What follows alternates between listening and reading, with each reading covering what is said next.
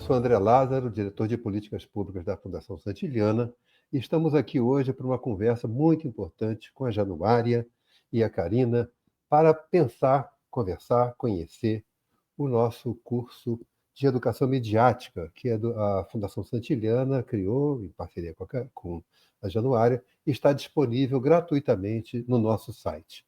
O assunto é muito quente, muito atual. Vocês sabem, porque é um assunto muito polêmico. Há muitas opiniões sobre o modo de funcionamento das redes, qual a melhor estratégia, e isso constitui uma nova realidade para todos nós. A cada momento, há inovações que nos convidam a mergulhar mais fundo ainda no mundo dessa realidade mediada pela internet. Além disso, as novidades nos fazem sentir que precisamos de aprendizagens constantes.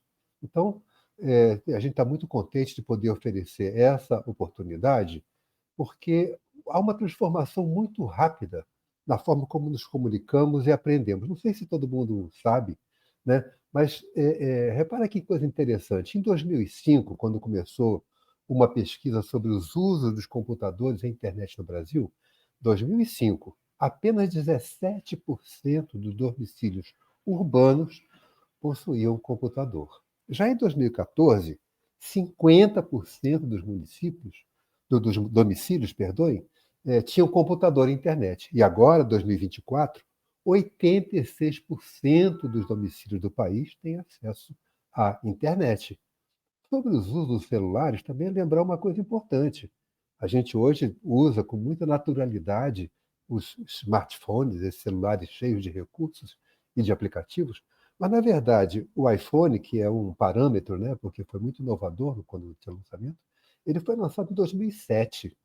Então, repara, nós temos pouco mais de 18 anos. Enfim, começou a maturidade do uso do iPhone. Será que a gente está habilitado para essa maturidade, para as responsabilidades que ela implica? Para terminar, uma informação que eu achei muito rica para trazer para cá. Então, entre pessoas no Brasil de 5 anos em diante, há 159 milhões de usuários da internet no Brasil em 2024. Repara, 159 milhões. E olha só os usos. 92% enviam mensagens instantâneas. Quase 80% assistem vídeos, filmes e séries. Mais da metade, 56%, fazem consultas financeiras e pagamentos. E quase a metade, no caso 46%, compram produtos e serviços. Em outras palavras, já somos todos digitais.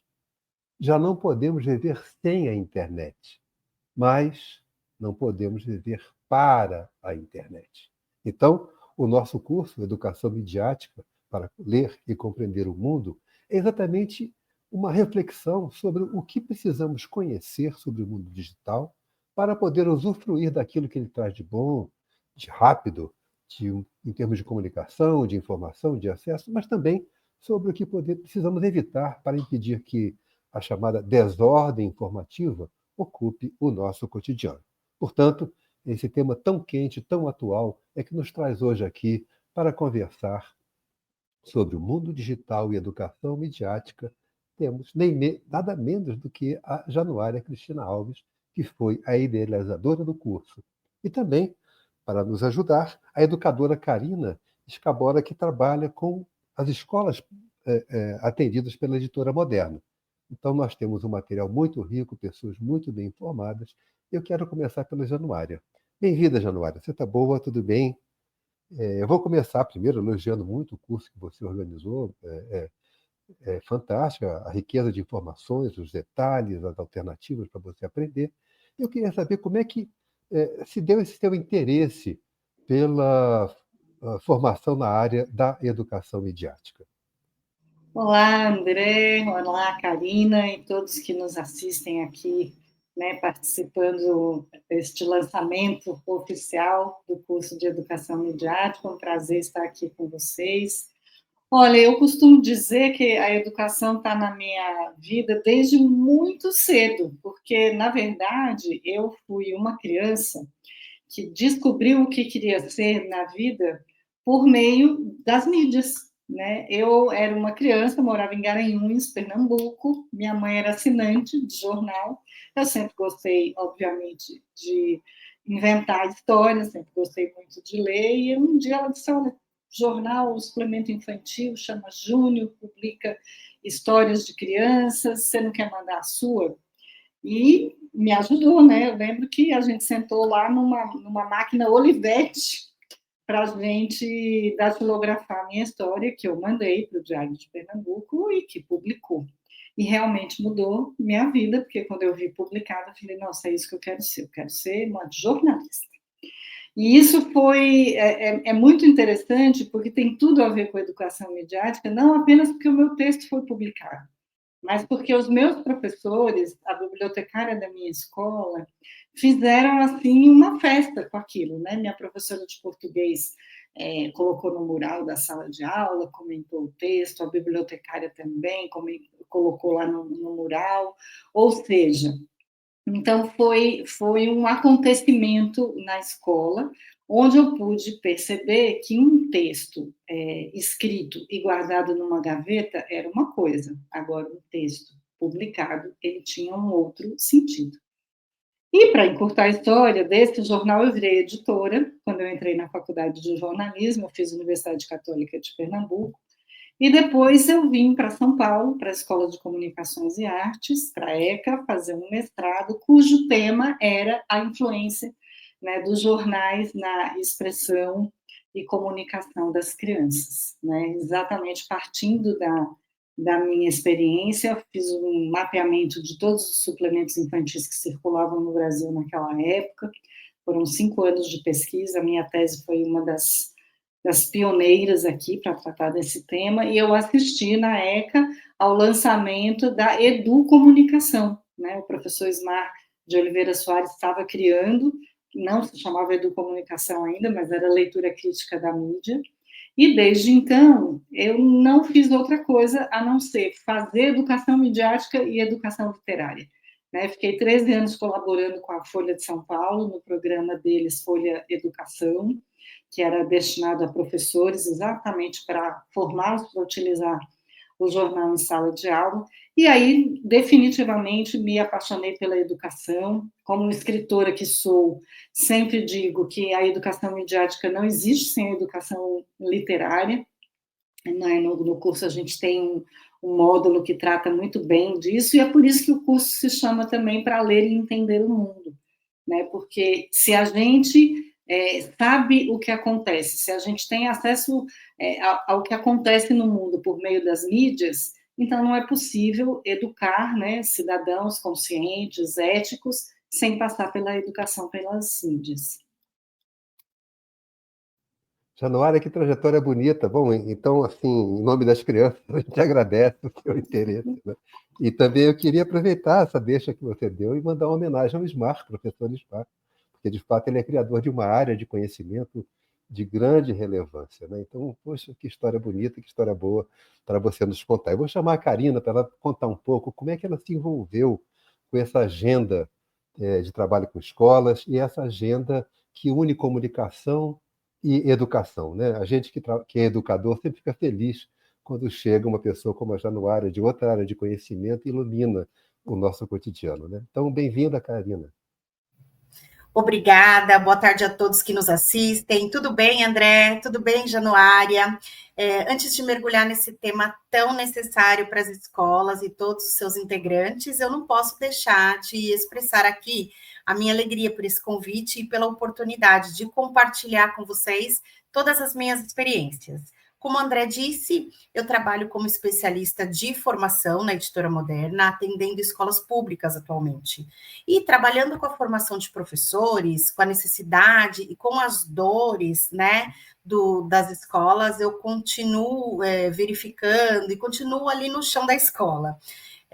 Respondendo a sua pergunta, André, ao atender essas inúmeras escolas públicas nas diferentes regiões do país, eu percebo que a educação digital, ela também gera muitas dúvidas, muitas angústias entre os professores, gestores escolares, e diante desse cenário, é muito comum dizer que os professores recorrem, né, às instituições sérias e comprometidas, como a Fundação Santilana, como a Editora Moderna, para buscar informações confiáveis e informações que preparam para lidar com essas novas demandas do contexto contemporâneo. E é nesse processo de formação das escolas que eu me deparo com uma constatação super importante, que vai além dessa exigência social.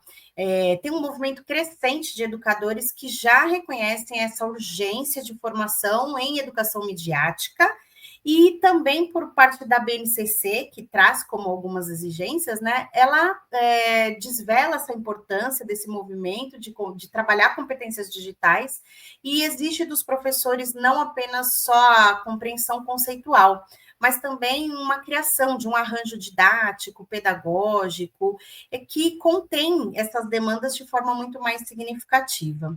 E quando a gente fala com os professores lá no campus sobre as competências digitais, inevitavelmente a gente é levado à educação midiática, porque a educação midiática, ela permite que os estudantes, né, simulem essas habilidades de análise, de crítica, de produção responsável, do uso crítico e ético das mídias, além também de promover a autonomia e a responsável e o pensamento crítico, né, diante desse excesso de informações que a gente é exposto continuamente. E eu acho que é nesse ponto que o meu trabalho se insere, ao atuar com os professores das escolas, percebendo o quanto a educação midiática ela precisa deixar de ser um campo periférico e passar a ocupar um espaço muito estruturante no currículo escolar, porque não é apenas a escola, né, não é uma necessidade somente das pessoas, dos alunos, mas a escola como um todo, para dialogar com essa formação cidadã e crítica dos estudantes, mas também ela pode potencializar a prática docente, oferecer, claro, ferramentas para interpretar, para criar, para compartilhar conteúdos de uma forma muito criativa. Acho que é assim que eu me esbarro ali nesses conteúdos, de uma forma muito criativa, muito conceitual e prática, né? E eu vou me inserindo nessa temática por meio do meu trabalho.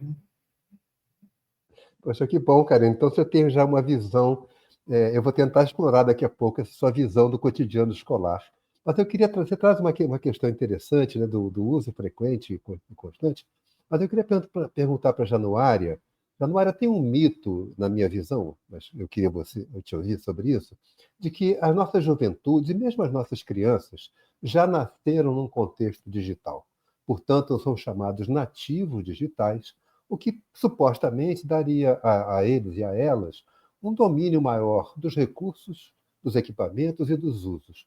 Qual é a sua avaliação sobre isso? Os nativos digitais estão mais capacitados para lidar com esses desafios cotidianos do uso da internet?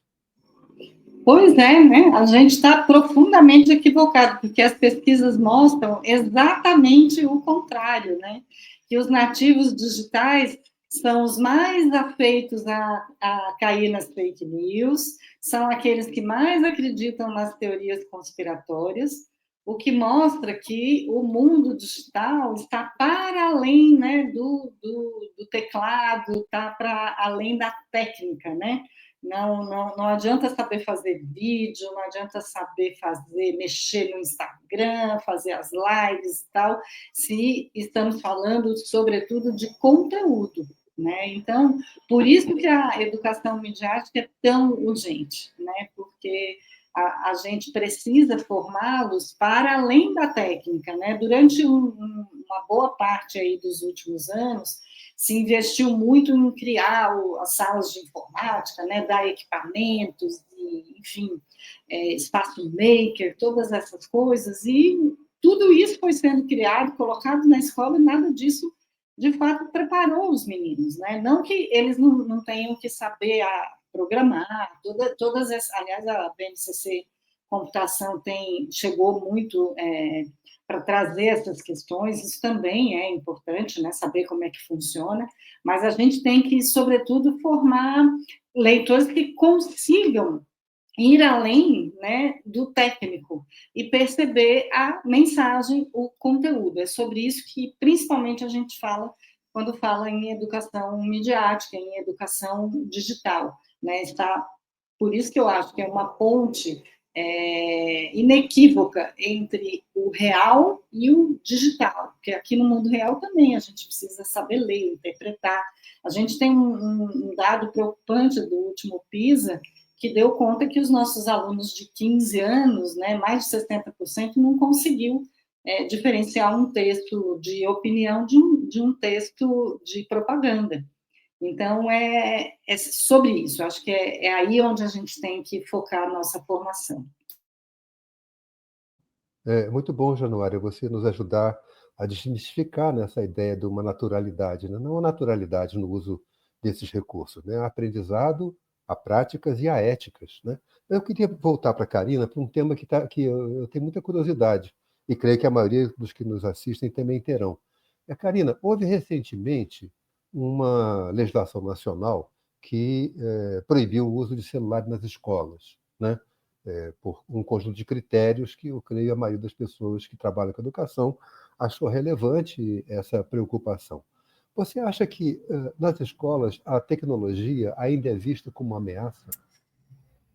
Então, André, é verdade. Muitos professores com quem a gente conversa acreditam que essa restrição do uso do celular nas escolas, ela trouxe benefícios significativos para o ambiente de aprendizagem, especialmente no que diz respeito à concentração dos alunos, no resgate das competências e o fortalecimento das interações mais presenciais. Ainda assim, eu acredito que é preciso reconhecer que essa medida ela também representa um desafio, inclusive para os próprios educadores, né? Que no esforço de reduzir as distrações da sala de aula, perde algumas coisas importantes que essa tecnologia pode trazer. Então, eu sempre defendo que é essencial considerar essas questões com muito equilíbrio. Ser totalmente resistente ao uso das tecnologias que se estão ali presentes no cotidiano dos estudantes, pode, então, como eu disse, fazer perder grandes oportunidades valiosas de conexão entre o conteúdo escolar e o contexto social que eles estão inseridos. Quando essas situações elas são bem mediadas, o celular ele pode ser um recurso pedagógico potente para promover o protagonismo dos alunos. Também serve para ampliar o acesso de informação, engajar em atividades como curadoria de vídeos culturais, análise críticas de conteúdos digitais, de produção multimodal, né? Isso é importante. Então, eu acredito firmemente que a escola, ela não pode se desconectar do mundo em que o aluno vive, né? E das suas diversas juventudes. Quando o ensino ele não se mostra mais útil ou significativo diante dessas demandas contemporâneas, ela corre o risco de se desqualificar e se tornar irrelevante aos olhos desse estudante. Por isso, a questão central ela não deve ser simplesmente proibir ou liberar o uso da tecnologia, mas sim mediá-la com uma intencionalidade pedagógica. O grande desafio está em encontrar esse equilíbrio entre o uso consciente e intencional das tecnologias e a valorização dos recursos pedagógicos igualmente potentes. A educação digital nesse cenário, ela pode ser uma grande aliada na escola e na construção de uma cultura de uso responsável e formativo das tecnologias. Uma coisa não exclui a outra, pelo contrário, elas se complementam. Com critérios claros, objetivos pedagógicos bem definidos, é possível alcançar sempre uma aprendizagem significativa. Por isso, sim, eu acredito que os professores têm encarado essa discussão de forma positiva e construtiva, né? E têm aí refletido um pouco e tentado buscar esse equilíbrio, mesmo com a restrição.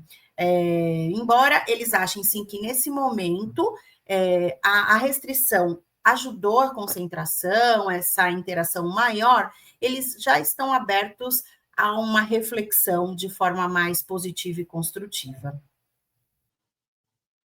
Que bom, Karina, porque eu acho que nós agora, nessa ponta da conversa, né, já vimos que estamos todos imersos num contexto mediado, inteiramente mediado pela internet, já vimos que as escolas enfrentam dificuldades de lidar com ela, então vão mergulhar no curso para ver como é que o curso vai dialogar com essas realidades.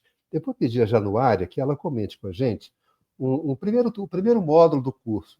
Aliás, parabéns mais uma vez, Januária, o curso está muito interessante, muito rico, fontes ótimas, vídeos super legais que a gente interage com eles, enfim. Fiquei muito contente e aprendi bastante, porque a gente que não é nativo digital tem que fazer um esforço ainda maior, né? Januário, o primeiro módulo trata da era da desinformação, né? Eu fiquei muito tocado porque eu vi que você pega o termo desinformação e aprofunda muito nele, né? A gente que não é do ramo acha que desinformação é só fake news. Você nos ajuda a compreender melhor essa dificuldade. Você pode explicar um pouquinho para a gente o que está por trás desse termo tão forte chamado desinformação? Pois é, né? O último encontro, né, das nações, né, no Fórum Econômico Mundial, pelo segundo ano consecutivo, diz que a desinformação é o maior problema da humanidade. E assim será nos próximos 2 ou 3 anos, né? O prognóstico não é muito bom. E por que será, né? Porque se a gente tem que pensar que a gente vive num mundo imerso nas informações, né? Hoje em dia a gente sai de casa e olha a previsão do tempo para saber se vai chover, né? Aliás, com todas essas questões de mudança climática, né? Não é só mais para saber se vai levar guarda-chuva ou não, mas se vai ter enchente ou não, né? Então, se a gente vive num mundo em que a gente depende da informação para tomar as nossas decisões, e sejam elas de levar o guarda-chuva até onde a gente vai investir o nosso dinheiro ou em quem a gente vai votar, essa é uma questão central.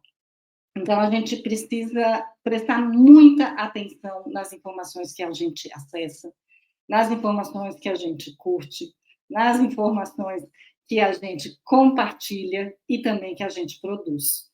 Né? Então, para além das fake news, quer dizer, porque as fake news, na verdade, elas são um termo cunhado pelo Donald Trump na primeira eleição, lá em 2016, que ele utilizava todas as vezes que ele queria desqualificar a imprensa. Né?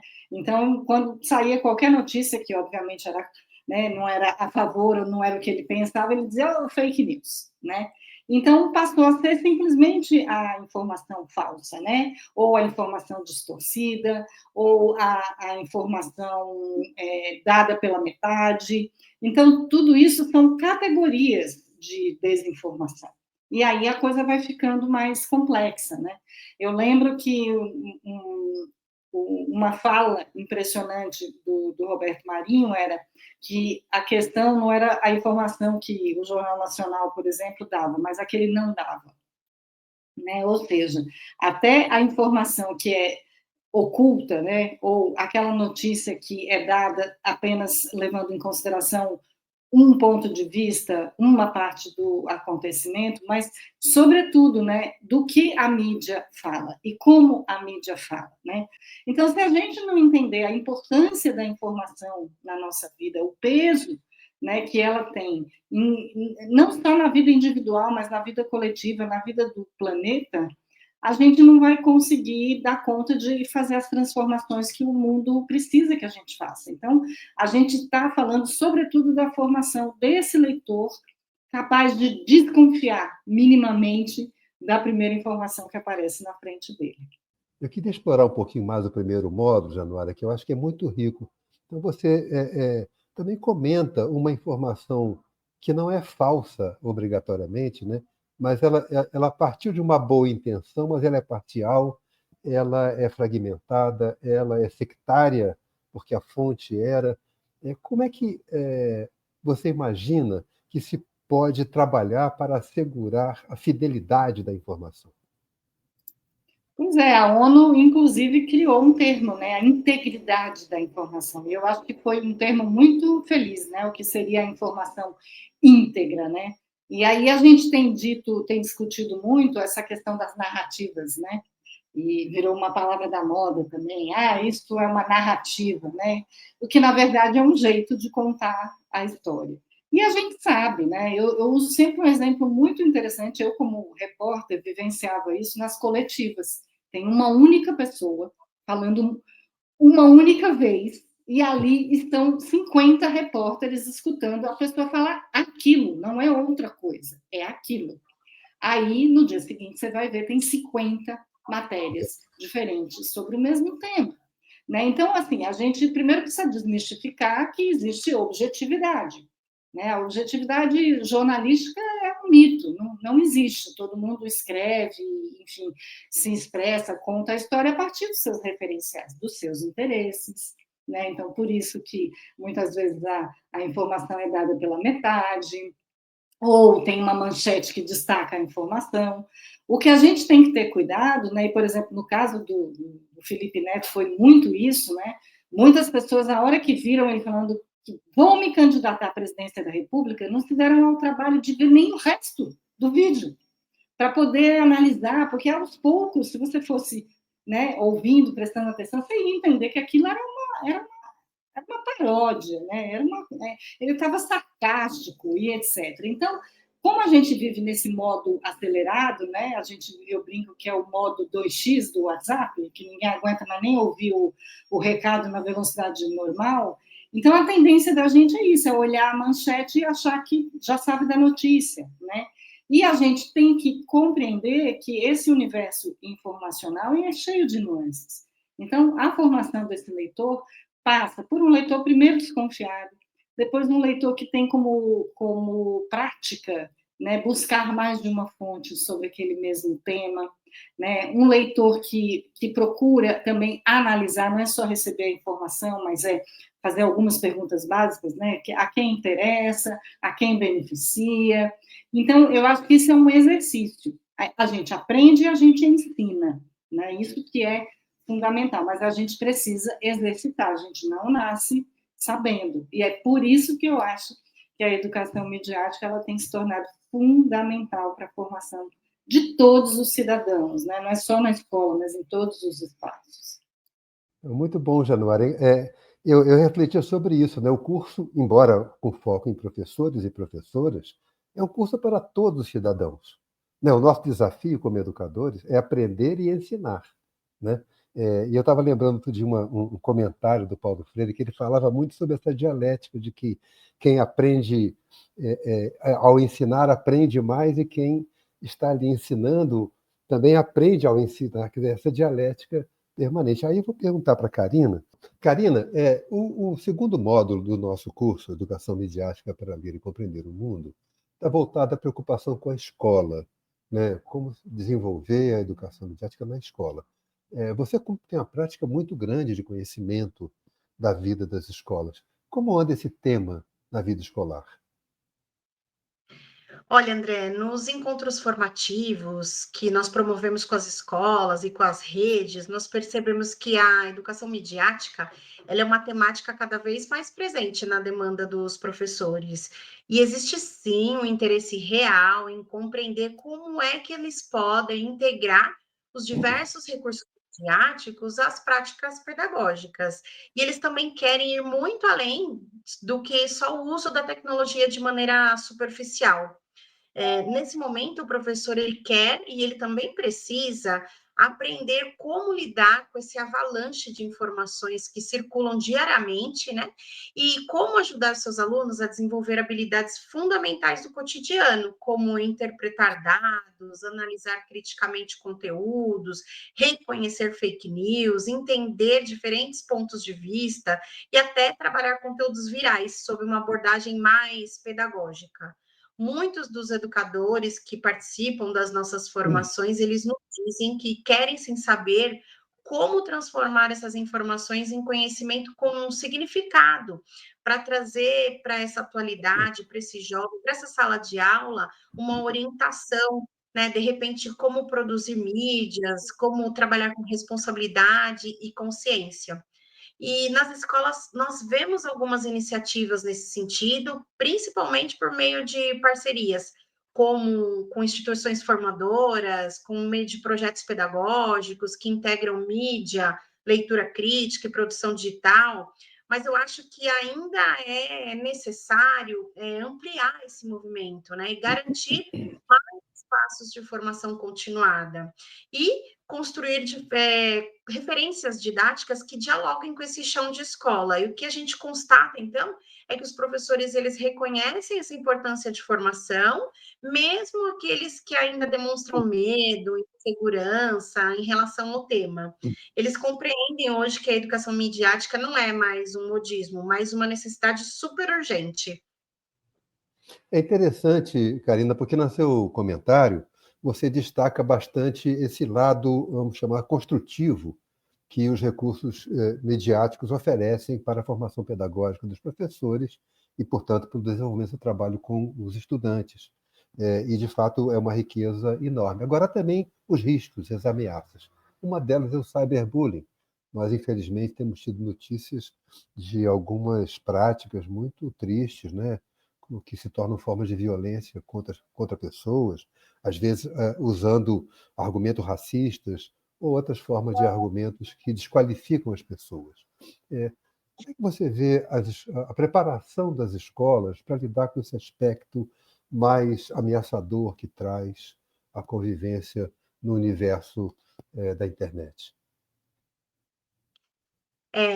Nas visitas que faço nas escolas e no contato com os assessores pedagógicos, né, que atendem as redes estaduais, municipais, a escola pública, a gente encontra, logo que entra na escola, nós vemos cartazes, campanhas, produção dos alunos, murais reflexivos, e tudo isso mostra para a gente que tem sinais claros, né, de que há uma preocupação real com esse tema. E as equipes gestoras, os professores, eles reconhecem que esse problema não pode ser ignorado, e que sim, hoje é um papel da escola. E nesse contexto, a educação midiática, ela pode contribuir sim de maneira decisiva, porque, ao meu ver, ela pode oferecer essas ferramentas para que os profissionais da escola ajudem esses alunos a refletir sobre empatia, sobre respeito, sobre tolerância, sobre diversidade, e além de promover o pensamento crítico sobre esses conteúdos que circulam aí nas redes, né? E quando a escola ensina o aluno a ler criticamente, por exemplo, um meme, e entender o impacto desse comentário ofensivo e reconhecer essa fala preconceituosa, a escola está formando um sujeito mais consciente e ético, tanto no ambiente virtual quanto também no presencial. Além disso, os professores já têm aproveitado as discussões presentes também, sabe, nos livros didáticos, seja Uhum. em aulas de português, história, geografia e outras disciplinas, eles aproveitam sessões que tem nos livros de educação midiática, cultura digital, para debater esses vídeos, essas situações, sempre conectando essas reflexões com o cotidiano dos alunos e essa necessidade das redes. Então, respondendo a sua pergunta, eu acho que sim, existe um esforço coletivo, mas ainda em construção, e eu acredito que seja importante isso para transformar a escola num ambiente mais seguro e mais acolhedor. Bom, Januária, eu queria comentar um pouco aspectos do terceiro módulo do nosso curso Educação Midiática para Ler e Compreender o Mundo.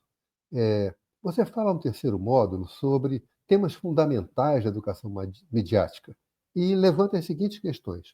A questão do discurso do ódio, que é uma preocupação imensa de todos nós, o cyberbullying, essa provocação que nós temos ouvido casos bem tristes de criação de contextos de opressão contra indivíduos por características pessoais ou mesmo opiniões, as chamadas bolhas informacionais e teorias da conspiração, que volta e meia elegem inimigos reais ou imaginários para temas muito complexos, e também a questão do impacto dos usos da inteligência artificial na vida cotidiana e também na educação.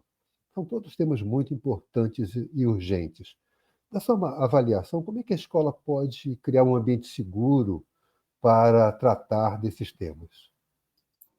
Pois é, e eu aí pego o gancho na fala anterior da Karina, né, sobre o uso do celular na escola, né, e concordo com ela, acho que, de fato, você colocar o celular dentro de sala de aula sem um propósito pedagógico não faz sentido, até porque é isso mesmo, né, as redes sociais, que hoje são os ambientes mais frequentados, né, pelas nossas crianças e jovens, elas, de fato, têm trazido esse tipo de conteúdo que você descreveu, né, o cyberbullying, o discurso de ódio, as agressões, temos pornografia, violência sexual, enfim, tornou-se um ambiente bastante tóxico.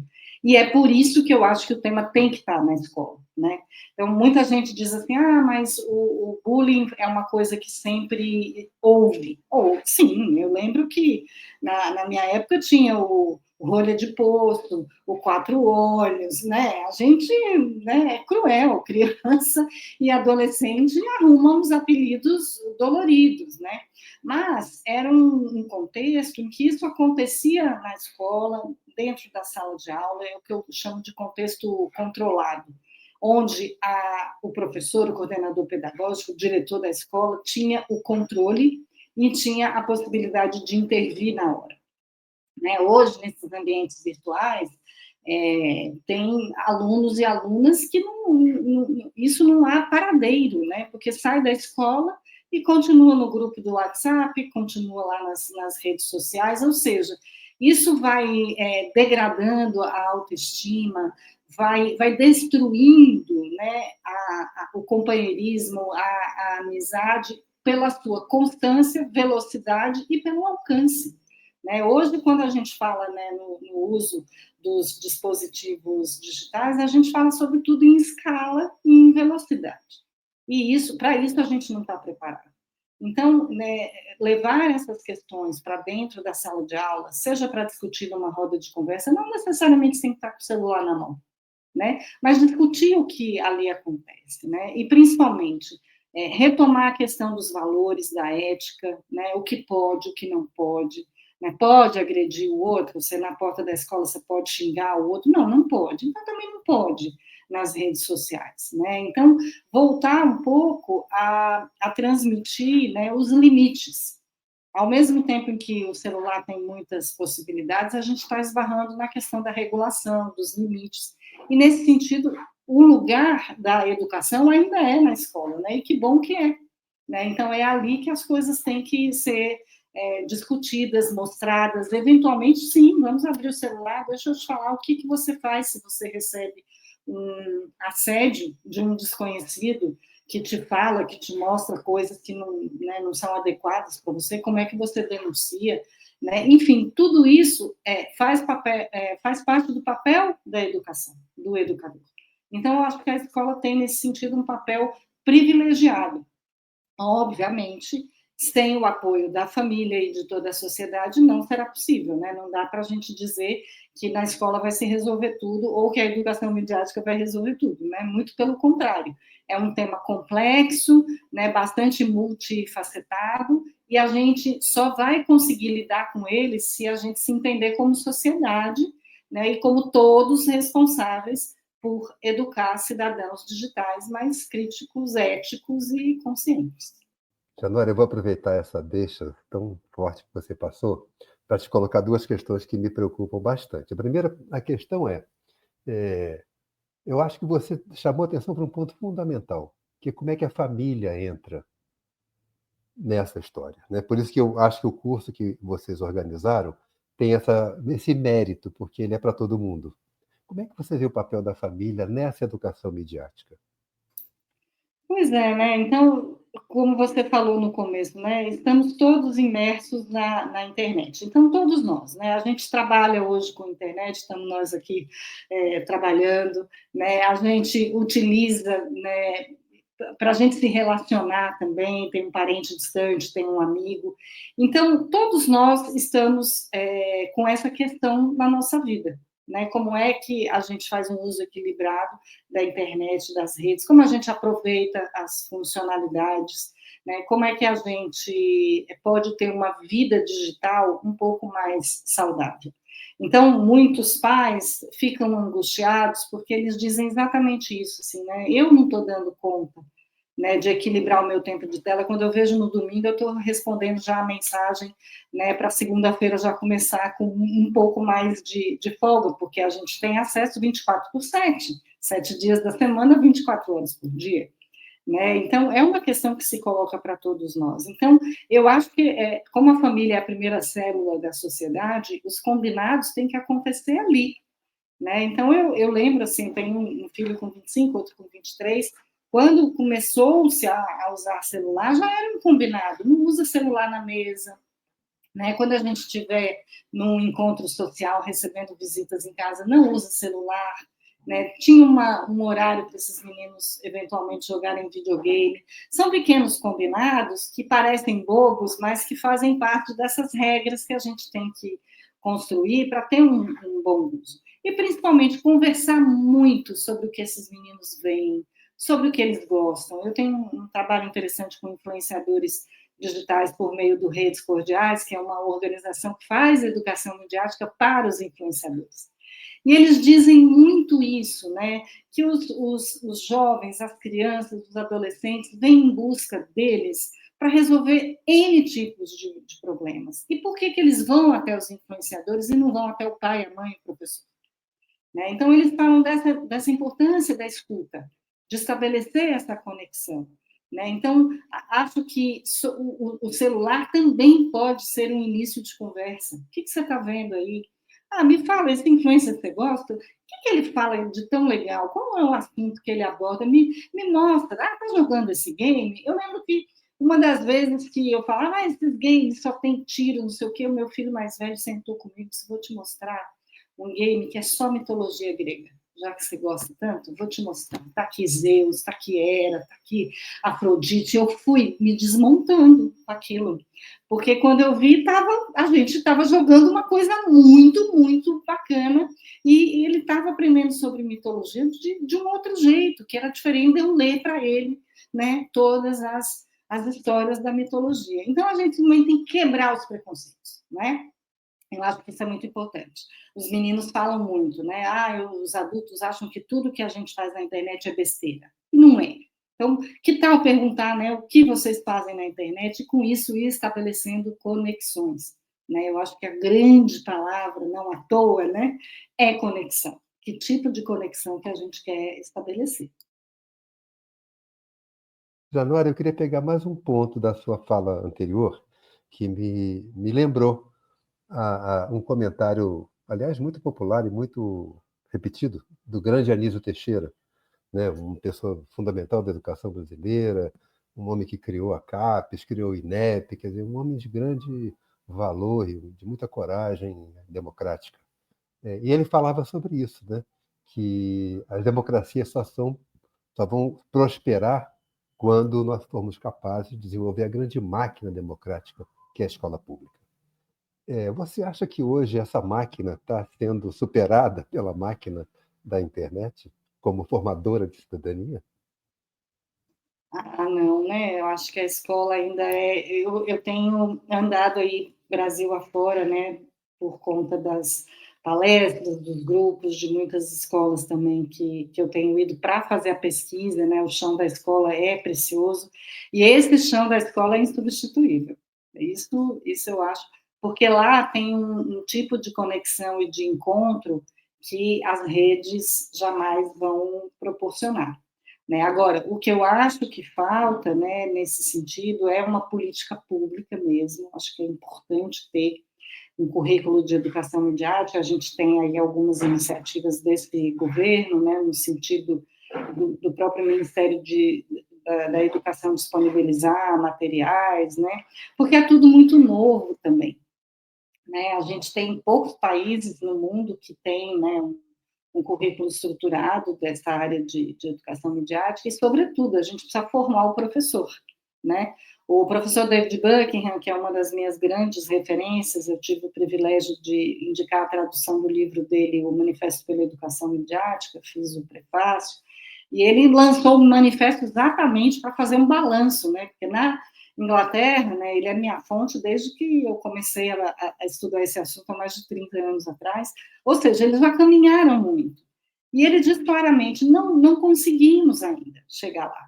Então, ele diz, olha, isso tem que se tornar uma área de conhecimento, o professor tem que ser formado para isso, né? Não é ser um penduricalho, né? Tem que ser uma disciplina, tem que ter uma centralidade, o professor tem que realmente estar preparado para os desafios de um tema que, inclusive, está mudando toda hora, né? Terminei, entreguei o curso e dizendo toda hora, meu Deus, podia ter falado sobre isso, meu Deus, olha isso que está acontecendo, agora são os bebês reborn, eu não falei sobre os bebês reborn, ou seja, né, a gente está trocando o pneu de um carro em movimento, né? Então, é preciso que realmente a gente tenha uma disponibilidade, né, muito grande para atravessar esse tema e colocá-lo no cotidiano da escola, né? E acho que esse é um dos grandes desafios. Mas eu acredito, e assim, a potência da escola é uma coisa insubstituível, né? Os alunos estão lá, é um centro, é uma referência, né? Tem perdido muito, a gente sabe que as tais das fake news desacreditaram a ciência, né? A escola, as universidades, mas elas permanecem ainda como uma fonte importante de credibilidade, e eu acho que é nisso que a gente tem que apostar. Bom, Januária, eu fui professor de educação básica também aqui no Rio de Janeiro, né? Então, trabalhava com jovens e tinha professor de área de literatura e língua portuguesa, então tinha um esforço ali, mas assim, a minha agenda didático-pedagógica, eu a visualizava, vamos chamar assim. Você fez um comentário sobre escola agora, sobre a nossa função docente, que a agenda não está visualizável, né? A nossa agenda foi perdendo limites, né? E eu queria trazer o tema que você trata no curso também. A Fundação Santilano tem a alegria e a honra de ter publicado recentemente um livro do Charles Fabel chamado Educação para a Era da Inteligência Artificial. Então, quando a gente está tentando entender as redes, chegou a inteligência artificial, que é um salto de patamar, ela muda o problema completamente, né? Como é que você vê essa chegada da inteligência artificial na vida escolar, e como nós, profissionais de educação, professores, coordenadores, podemos incorporá-la positivamente como um fator de garantia de direitos, né? Porque, no fundo, é disso que nós estamos falando. Direito de aprender, direito de escrever bem, direito de interpretar o real, então, fazer escolhas a partir de informações válidas. Como é que você acha que a inteligência artificial pode ajudar essa nossa tarefa tão maravilhosa que é a garantia dos direitos de aprendizagem de jovens, crianças e adultos? Olha, eu sempre digo que cada avanço do ser humano traz consigo esses imensos desafios, né? E agora a gente tem um que é exatamente esse que a gente não conhece, inclusive todas as suas potencialidades, né? Mesmo os grandes cientistas de dados, tudo também estão descobrindo, usando, né? E aí, realmente, como o ser humano tem a imaginação, que é a nossa capacidade máxima, né, de criar outras realidades, a inteligência artificial, se usada pela imaginação do ser humano, vai até onde a nossa imaginação for, né? Então, eu acho que, assim, primeira coisa é a gente pensar que a gente vai ter que prestar muita atenção nos usos que a gente faz, como o uso que a gente faz de qualquer tecnologia, né? É a mesma história quando chegou o cinema, que daí ia acabar com o rádio, a televisão que ia acabar com o cinema, com o rádio, com tudo mais, e cada nova tecnologia trazendo uma grande ameaça, um grande medo pelo nosso desconhecimento. Então, eu acredito muito, né, na capacidade do ser humano aprender e ensinar. Então, eu acho, inclusive, é muito interessante, né, porque a inteligência artificial funciona aprendendo. Aliás, eles usam, né? A gente tem que dar os comandos para que ela aprenda com a gente. Então, é um exercício realmente de aprender e ensinar. Agora, obviamente, né, vai servir aos mais diversos fins. E é esse o problema, é a história do uso ético, né? Eu acho que a gente, como humanidade, vai ter que refazer o pacto, né? Eu tenho uma amiga que brinca sempre, fala, eu, se fosse Deus, rasgava esse documento e começava tudo de novo, né? Porque realmente... Os 10 mandamentos não foram suficientes. De jeito nenhum, tem que fazer outra tábua, fazer outro pacto. pacto. Então, eu penso que é sobre isso também, a gente tem que construir um outro pacto, né, de utilização de tudo isso, e, sobretudo, não entrar em pânico. Eu tenho percebido muito, e aí eu sempre remeto à história das fake news, né, que realmente o que dá clique é o que causa espanto, o que causa assombro, horror, né? Então, eu vejo muito os educadores, os pais, muito assustados, né, com uma questão de, isso não é para mim, isso eu não vou resolver, isso é muito maior que eu, né? Eu lembro de um artigo da Giovanna Maldalosso que ela começa dizendo isso: quem sou eu diante de Mark Zuckerberg, né? Não sou ninguém.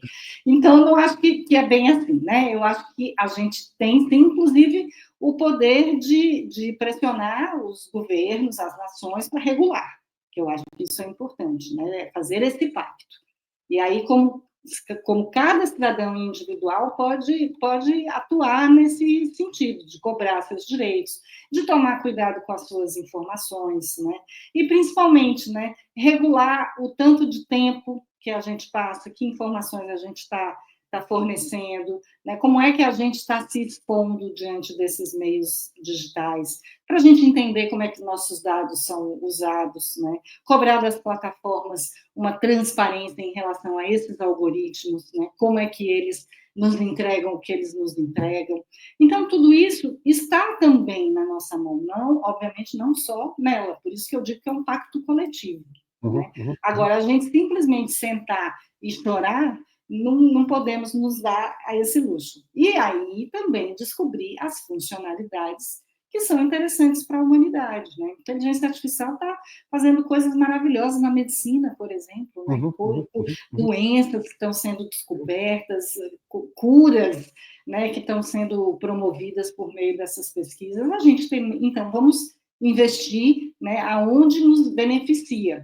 Né? E isso a gente pode encaminhar essas pautas, né? As pautas climáticas, a gente sabe a grande quantidade de água que a inteligência artificial consome, né? Como é que a gente vai lidar com isso também? Então, são muitas questões, mas eu chamo sempre a atenção de que ainda somos nós que estamos no comando. Ainda somos nós. Então, eu acho que a gente tem que pensar em como é que a gente não larga esse leme, né, e conduz para um uso que beneficie a humanidade. Não acho simples, mas acho que vai exigir uma atenção e um esforço maior do que a gente simplesmente ficar rolando a tela sem pensar no que isso significa, né?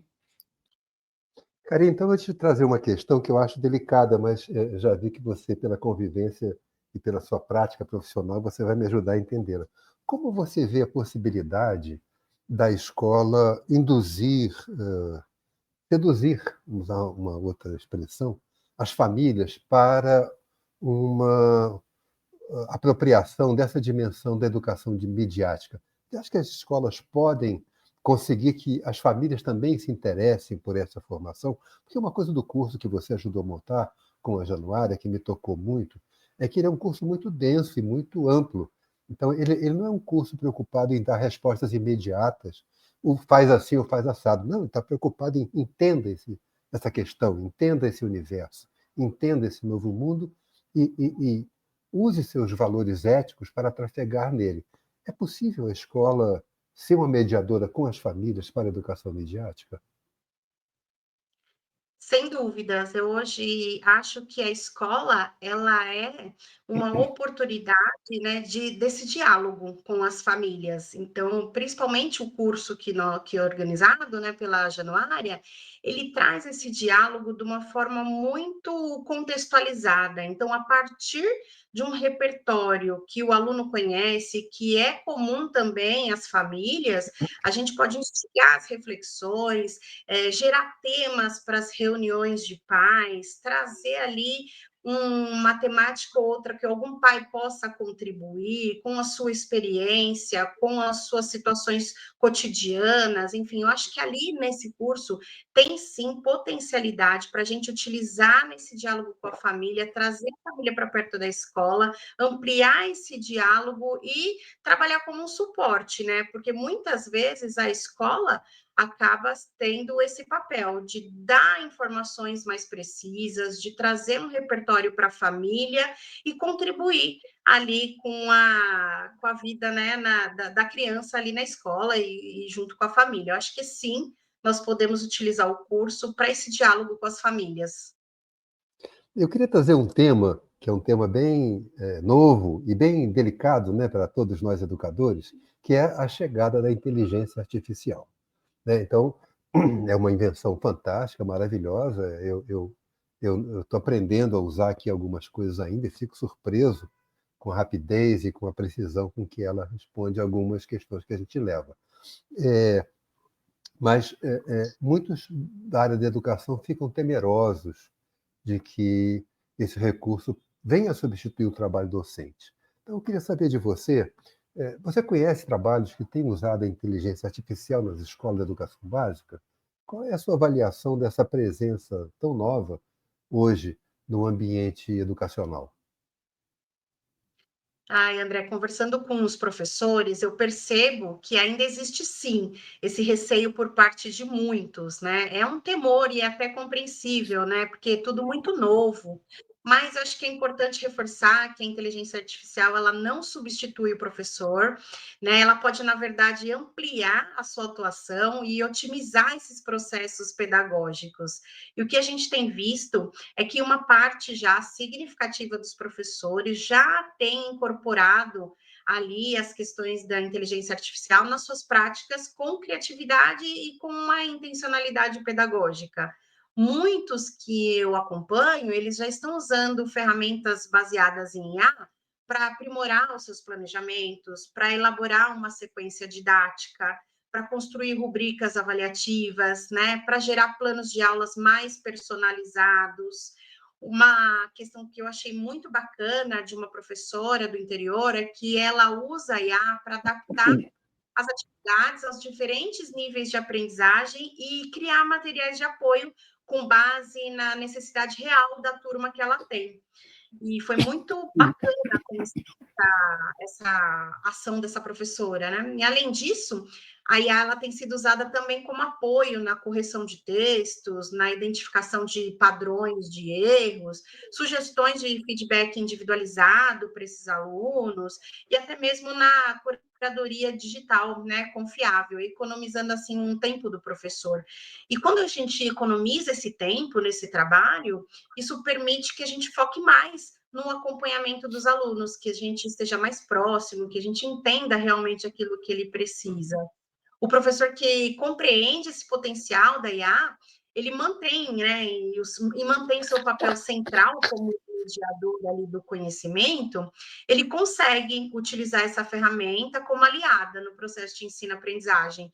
Claro que sem abrir mão do olhar humano, desse vínculo afetivo e desse julgamento pedagógico que só ele pode oferecer. Então, eu tenho visto, sim, algumas iniciativas e tenho gostado do que eu tenho visto. Tá. Januária, só mais um tema que eu queria muito ouvir você.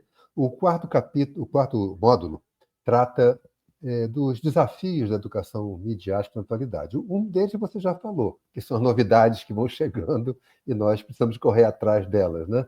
Para compreendê-la e podermos se apropriar dos seus recursos.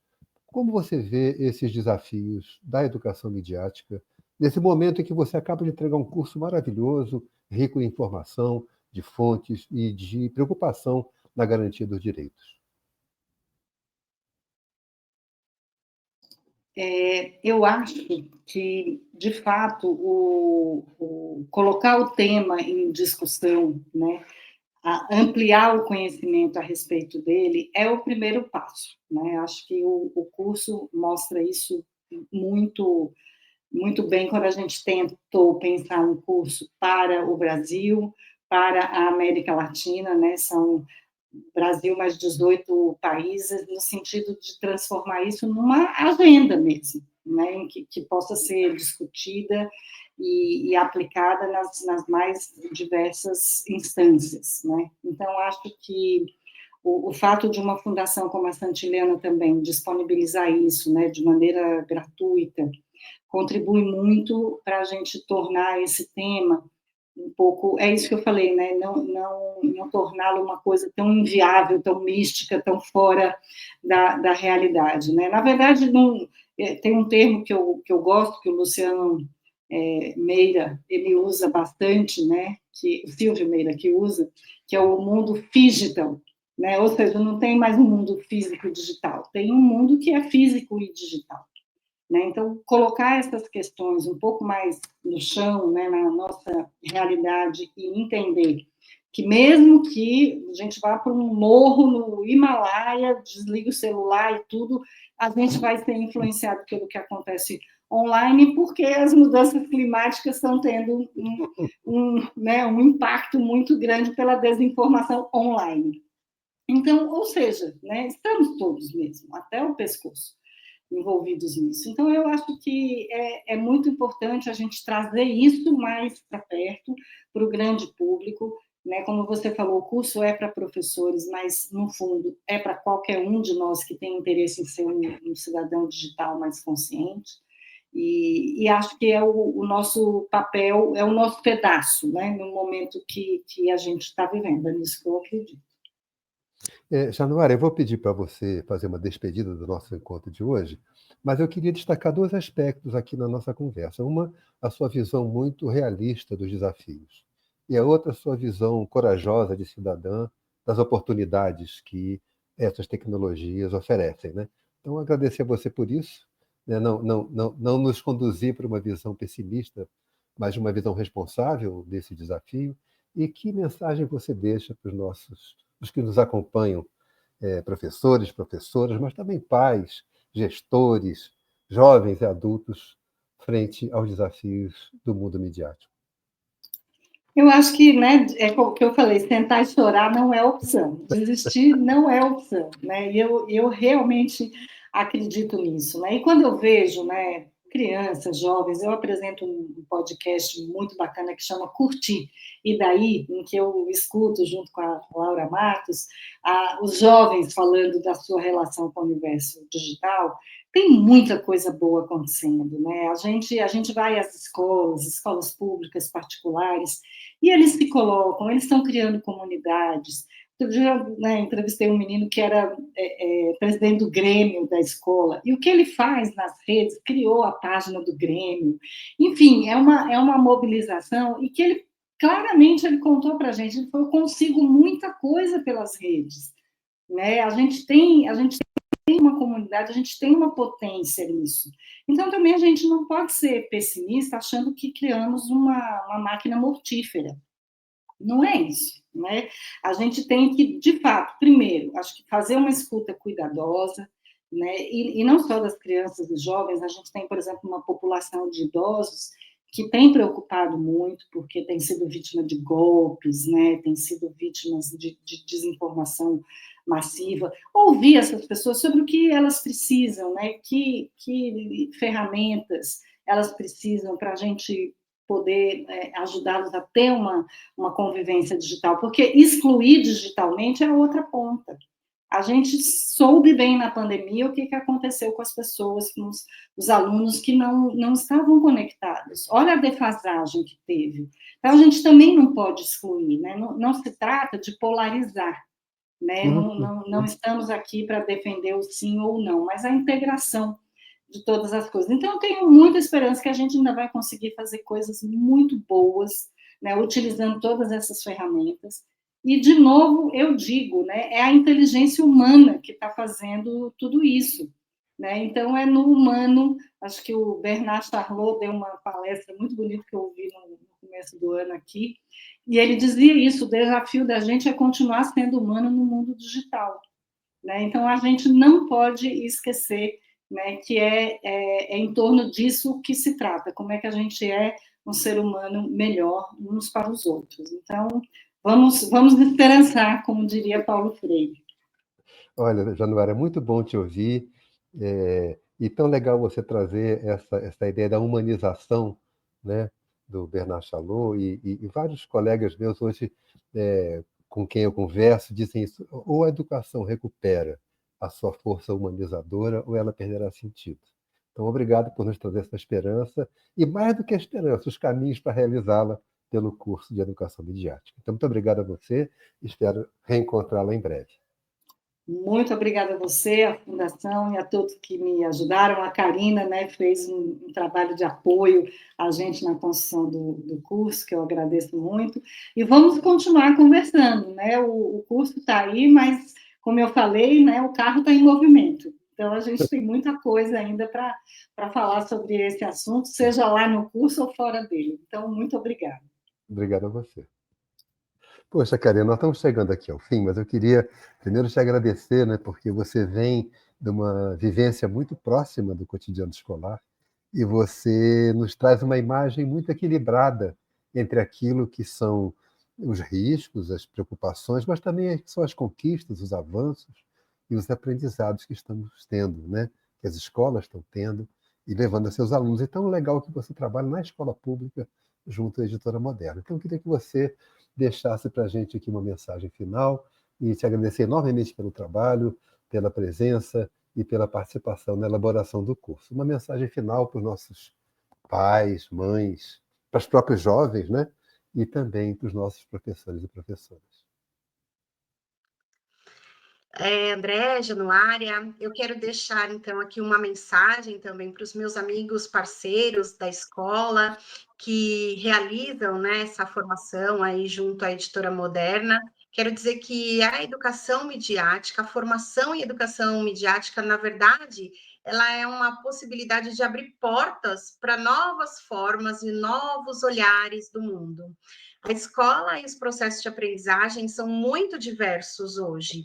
E nesse tempo que a informação circula, né, com uma velocidade muito acelerada, influencia o comportamento das pessoas, as relações sociais e a construção do conhecimento, ajuda ou não a formar os educadores para atuar com essa intencionalidade crítica no universo digital, isso é, sem dúvida, uma necessidade urgente. Então, ao meu ver, os cursos de formação midiática, eles vão cumprindo esse papel e ampliando o repertório dos professores, e ao investir nessa formação, a gente reafirma o compromisso com uma escola que dialoga com o nosso tempo, que acolhe uma cultura digital e que prepara os estudantes para serem realmente os protagonistas, né, conscientes, ativos e respeitosos nas múltiplas linguagens e nessas plataformas do mundo contemporâneo. Então, fica aqui o meu carinho, o meu abraço e a minha esperança é que a gente possa utilizar todo esse repertório de forma bem positiva na escola. Poxa, muito obrigado, Karina, muito obrigado, Januária, e queria também agradecer a todas as pessoas que nos acompanharam até agora, né? E fazer um convite para que visitem a página da Fundação Santiliana, conheçam nossas publicações e, fundamentalmente, participem do curso Educação Midiática para ler e compreender o mundo em que estamos vivendo. A Fundação também oferece um curso muito interessante sobre educação inclusiva, outro sobre educação para a sustentabilidade, além de materiais como, por exemplo, um repositório digital para educação antirracista. Então, a Fundação Santiliana agradece a todos e a todas. Seguimos a nossa dedicação de uma educação que transforme para um mundo democrático, inclusivo, antirracista, justo e sustentável. Muito obrigado a todos.